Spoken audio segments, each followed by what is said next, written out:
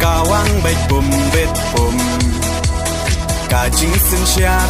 ba bet yi kwa Ben khut no u sin rum Berkat ku kon samla Ben chiet yu nong mi man Ka jing kermian Shano menta Yi jing sa dien ngin ran Kong deng kong na ha upra Ba deng ba na ha upra May na pa na ha upra Lama ngin ra ha upra Mai sha nei ha upra Ro nga ro pay ha upra Ngin stang mai ha upra Bin im kari ha upra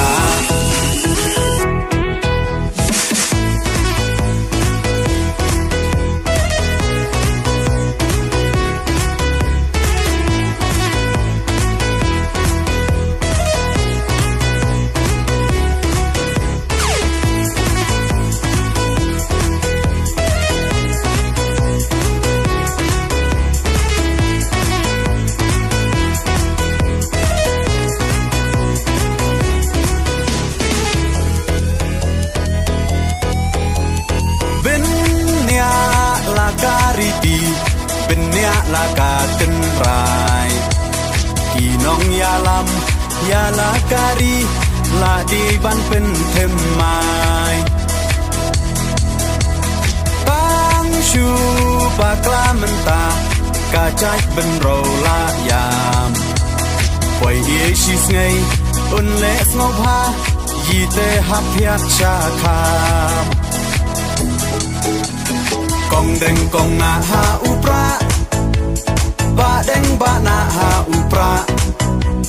May na pa na ha upra Lama ngin ra ha upra Mai sha nei ha upra Ro nga ro pay ha upra Ngin stang mai ha upra Bin im kari ha upra